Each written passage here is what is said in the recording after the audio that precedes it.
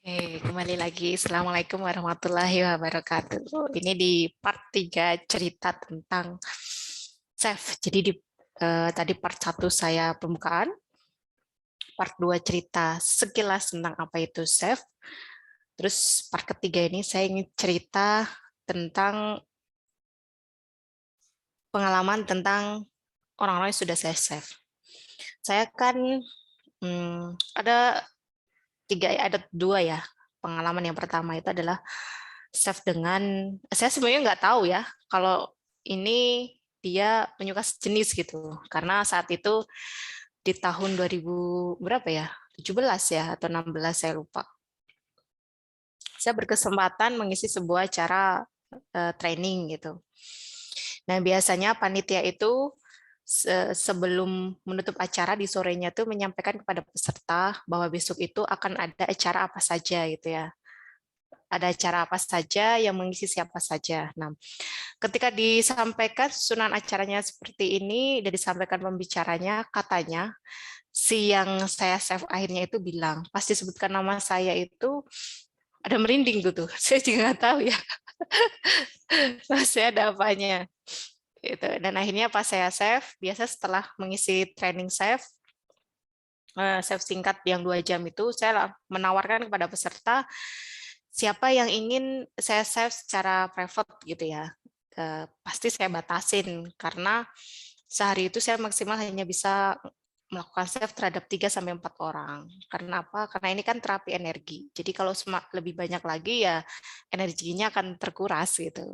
Jadi saya hanya membatasin, saya itu juga saya save, tapi ketika saya mau selesai, ada peserta lain yang bilang, Bu ini mau di-save dong, soalnya ada penyakit yang aneh katanya gitu. Oke, saya pikir mungkin penyakit fisik atau lain yang kita nggak boleh tahu gitu. Akhirnya saya cari ruangan, kita ketemu, terus dia biasa sebelum save kan saya menggali dulu gitu ya, menemukan benang merahnya, akar masalahnya dan lain sebagainya gitu ya, agar lebih efektif lagi proses save-nya. Dia menyampaikan, Bu saya punya penyakit gitu. Iya, saya bilang itu. Karena memang saya udah terbiasa ya diceritain seperti itu. Dan saya tidak berekspektasi kalau itu. Saya punya penyakit yang aneh gitu ya, yang tabu. Iya, saya bilang itu. Terus saya punya pacar, tapi pacar saya perempuan gitu katanya. Saya langsung mandek gitu ya, beristighfar dalam hati, ya Allah ya Rahman. Oke, dan saya ngobrol gitu ya, saya gali dalam dan sebagainya. Setelah ketemu kunci permasalahannya, jadi beliau ini sudah sadar dan sudah mau ya, pengen bertobat gitu ya, kembali ke jalan yang baik gitu ya, dan beliau menyadari ini salah. Oke, langsung kita lakukan save. Dan ternyata ketika proses save itu beliau sangat berat banget, pengen mati kalau harus berpisah dengan pasangannya. Tapi alhamdulillah.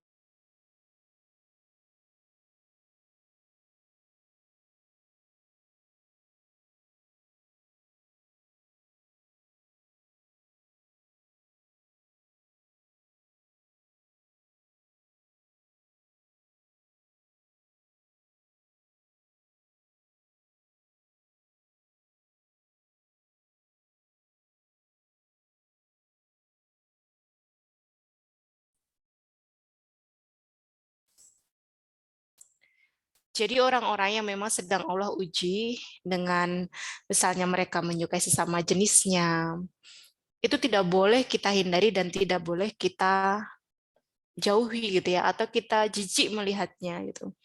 Kita perlu merangkulnya gitu, dan kita perlu mengajak mereka kembali untuk ke jalan yang benar gitu.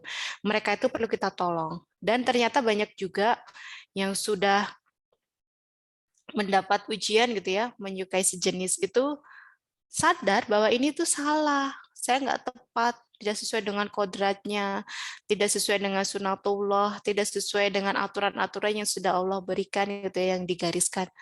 Tapi saya harus bagaimana? Cara saya berhenti bagaimana? Ini memang agak campuran dengan kecanduan ya. Oh ya, saya lupa menjelaskan self itu bisa juga digunakan untuk proses kecanduan.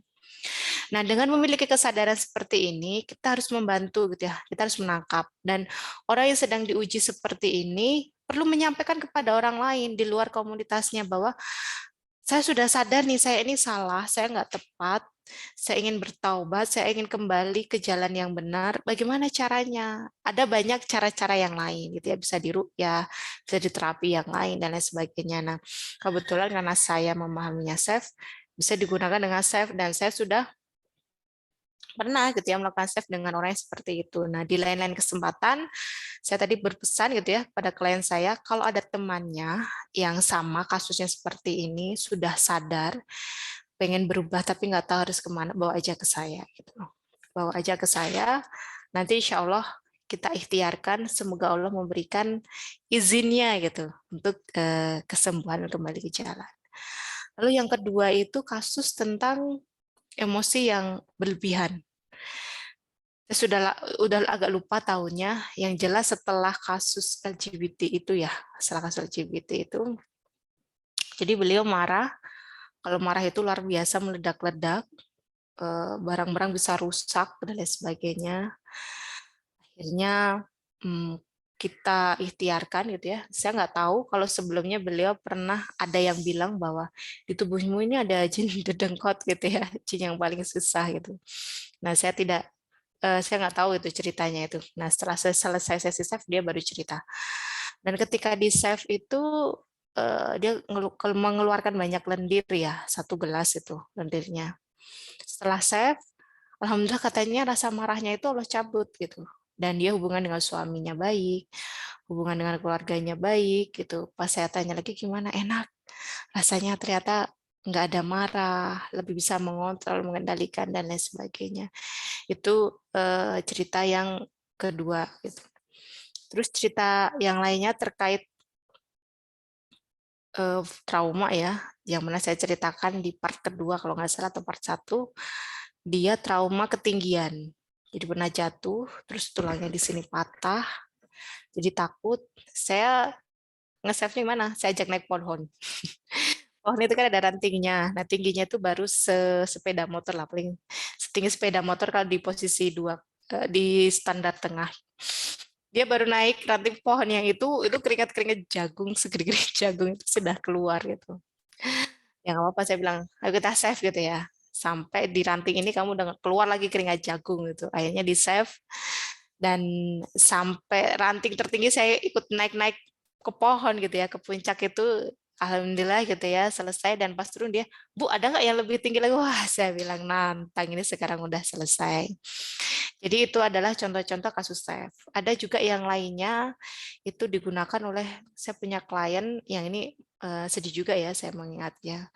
Jadi dia sempat ingin bunuh diri, jadi dia depresi, sudah nggak punya gairah hidup, tertekan dan lain sebagainya gitu. Kalau panik, tubuhnya itu akan kaku gitu, susah nafas itu panik seperti itu. Alhamdulillah kita saat itu saya bilang ini save-nya harus intensif, seminggu 3 kali, nanti sekitar 2 minggu kita lihat kalau perkembangannya bagus sudah selesai, tinggal maintenance aja. Alhamdulillah dalam waktu 2 minggu itu pertama save itu sudah menurun ya paniknya. Nah selama 2 minggu itu bagus gitu ya, akhirnya hubungan dengan orang-orang sekitarnya menjadi bagus dan lain sebagainya, dan beliau juga sudah berhenti minum obat juga ketika pertemuan kedua gitu. Jadi ini adalah sekelumit atau beberapa cerita dari 1000 lebih klien yang saya tangani. Karena saya kalau misalnya sudah nangani itu kadang tidak terlalu saya ingat detail gitu ya, karena itu kan termasuk salah satunya aibnya orang dan lain sebagainya. Dan saya tidak menyebutkan identitas orangnya.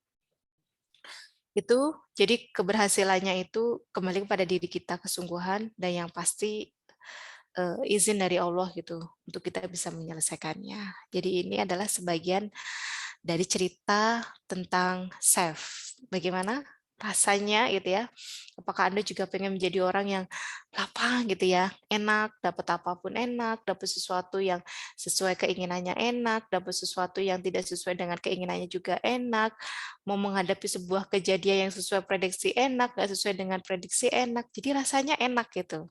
Hidup kita akan nyaman gitu, karena sebenarnya permasalahan terbesar kita menurut saya sendiri gitu ya, dan melihat beberapa hal, kasus dan pengalaman, ujian terberat kita itu bukan terkait di finansial, tapi terkait di bagaimana perasaan kita gitu. Kalau kita memang sedang diuji secara finansial, tapi perasaan kita lebih happy, lebih kuat, itu akan terasa lebih mudah. Bahkan ada klien saya yang secara finansial itu sangat berkelimpahan gitu, tapi Allah uji dia dengan perasaan-perasaan itu yang akhirnya keberlimpahannya itu tidak dia rasakan kebahagiaannya.